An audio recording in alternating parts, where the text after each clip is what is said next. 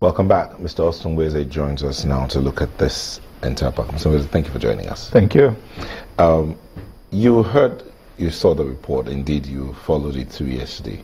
What's your take generally? Well, I don't know even what to think again, because like we always say, it's like a ritual. And first of all, we are not sure of the performance of 2016 budget.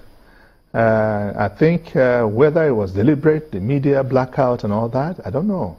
I had expected that, the government should give us a breakdown of performance of 2016 budget as compared to 2015 budget. First quarter of 2016, I know that it was bedeviled with all manner of controversies, the padding and all that, and it didn't take off. 2016 budget didn't take off the time it was supposed to take off. Yeah. And I don't know how many ministries received their, allocations to actually, because as at August or thereabout, there were about only six ministries or so, less than 10 ministries were able to receive the allocation. And now 2017 budget has been proposed, and we don't know what has happened. And I know that in the new year, that the 2016 budget will still flow into the new year. So these are some of the things that we need clarifications. And the 2017 budget, I don't know, because 7.3 trillion, the same percentage, and capital expenditure is still about 30%, and recurrent expenditure 70%. And you hope to recover or turn around the economy with that kind of ratio. And no matter how much you budget, as long as your capital expenditure is, the balance is not there, it's hardly, because this is what you look at. When a capital, for instance, Lagos State, they're doing 60-40. And that is what I expect the federal government to borrow a leaf from Lagos State government, to begin to do more of. You don't recover your economy, you don't grow your economy when you're spending less on the things that will generate and grow your economy. So they have to find a way of turning around. Let it be the other way around. Maybe 70% capital and 30%. That would be uhuru for us, if anything.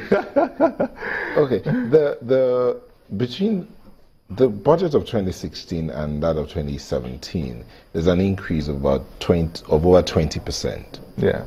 And you still say it's not good.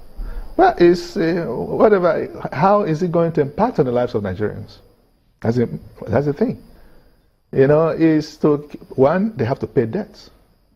They have promised to pay debts, which is also good, because if they pay domestic debts, it will impact on the economy.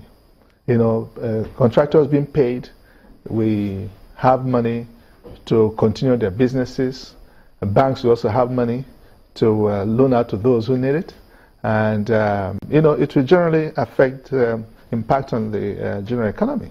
But again, the budget, again, is a greater percentage of that money will be to pay debts, to service debts. So, in fact, but at the end of the day, you find that what actually is there for the actual implementation of the execution of the budget is a little, so it wouldn't really make a difference between last year and this year. Okay, the capital vote is about 2.24 trillion. And then the recurrent is about 2.98 trillion. But let's look at the sectors that were allocated to this one. In his speech yesterday, the president said to me about focus on infrastructure, and the major infrastructure were roads, rail, and power.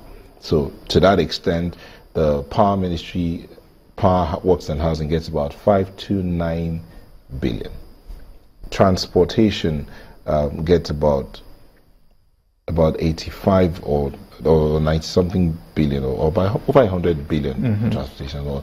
So if you put that together, doesn't it look like the government is working towards infrastructure? Yeah, you see, because the way to go is infrastructure. That's the government basic focus. Basic focus should be infrastructure, because once infrastructure is provided, then the private sector can leverage on that, ride on it to be able to begin to invest in other areas. Let's take for instance, and the government is still too heavy in involvement in the economy. And you for instance, if you want to set up a rail, the private sector, may not be able to set up a rail, and you don't survive. Government cannot do everything. They need to partner. The intermodal transport system, there's not, I don't know what strategy they have for the transport system. Okay, what about the sea? Are we dredging some places to make it easier for water transportation? The roads, the rail. The roads don't last because there's heavy trucks. There are heavy trucks on the road every day. Why can't we do other way of hauling heavy goods so that the roads you take away many trucks off the road so that the roads can also last. And even the quality of the road is very poor, compared to how much you pay. And Nigeria has the highest, among the countries that have the highest cost per kilometer, road construction. So the cost is high, the quality is poor.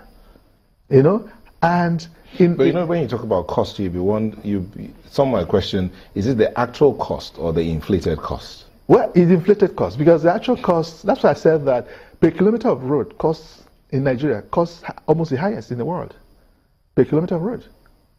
And even the quality of the road itself is very poor. Our roads are not smooth. You ask our ladies, the shoes they buy made for European and this thing, but when they bring it here, they don't last because the roads are not smooth. To be able to carry even carry them. So these are some of the things that we're looking at. Even the rail system. I've been emphasizing on this rail system that states should not wait for. They should democratize that sector so that private capital can come in. I remember a few years ago, I think in the 90s or thereabout, I heard a story of a Nigerian who had money, wanted to invest in the rail.